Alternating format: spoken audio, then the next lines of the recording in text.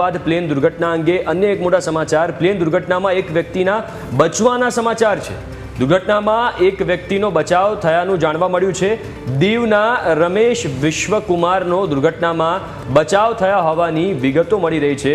એટલે કે આ એક ચમત્કાર જ કહી શકાય। એક્સપર્ટ્સ પણ હમણાં થોડી વાર પહેલાં આપણે વાત થઈ કે આવી દુર્ઘટનામાં રાજેશ સર પણ કહી રહ્યા હતા, આશીષ સર પણ કહી રહ્યા હતા કે કોઈનો બચાવ થવાની સંભાવના ખૂબ ઓછી હોય છે। ત્યારે આ વિડીયો પણ તમે જોઈ શકો છો। આ વિડીયો એ વ્યક્તિનો છે જે આ પ્લેન દુર્ઘટનામાં જેમનો જીવ બચી ગયો છે। એક વ્યક્તિના બચાવના સમાચાર એટલે કે આ ચમત્કાર સિવાય બીજું કશું જ નથી। એક વ્યક્તિ જેનો જીવ બચ્યો છે ને એ ચાલી પણ શકે છે, માઇનોર ઈજા થઈ છે તેને, એ ખુદ ચાલીને જે છે એમ્બ્યુલન્સની પાસે જઈ રહ્યો છે।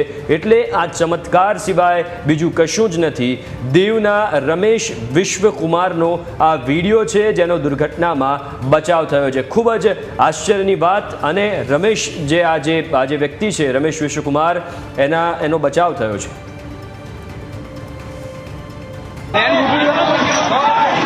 क्या बीजा બધા પેસેન્જર અંદર છે બધા પ્લેન ફાઈટ હા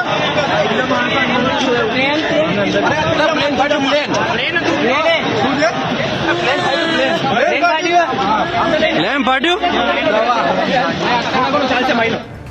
બિલકુલ, તો આપણે એમને સાંભળી પણ શકીએ છીએ। એ કહી રહ્યા છે કે બીજા જે પેસેન્જર છે એ ત્યાં છે। એક વ્યક્તિએ એમને સવાલ પૂછ્યો, એ આ જે રમેશ વિશ્વકુમાર છે એમાં આઘાત પણ એની સંવાદમાં જોવા મળી રહ્યો છે કે આઘાત સ્વાભાવિક રીતે આઘાત હોય, કારણ કે આટલી મોટી દુર્ઘટના સર્જાઈ હોય એટલે એ જ ખબર ના પડે કે આવું થયું કે નહીં। એમાંથી જ્યારે બચીને તમે બહાર નીકળો છો ત્યારે અનેક સવાલો મનમાં થતા હોય છે। આ તમામ સવાલો એના મનમાં અત્યારે થઈ રહ્યા હશે કે કેવી રીતે આ દુર્ઘટના સર્જાઈ। પણ અગેન જેમ એક્સપર્ટ્સે કહ્યું કે આ ચમત્કાર, આ મિરેકલ સિવાય કશું જ નથી કે આ વ્યક્તિનો જીવ બચી ગયો છે। અને આ એ વ્યક્તિ જેની વિગતો મળી, દીવનો આ વ્યક્તિ છે વિશ્વાસ કુમાર અને રમેશ જેનું નામ છે, જેને દુર્ઘટનામાં બચાવ થયો છે। અને આશ્ચર્યની વાત એ છે અને સારી વાત એ વ્યક્તિ માટે આપણે કહીએ કે એટલી ઈજા ના એના શરીર પર દેખાઈ રહી છે, કારણ કે ચાલીને એમ્બ્યુલન્સ જોડે જઈ રહ્યો છે, ખુદ સારવાર લેવા માટે જઈ રહ્યો છે।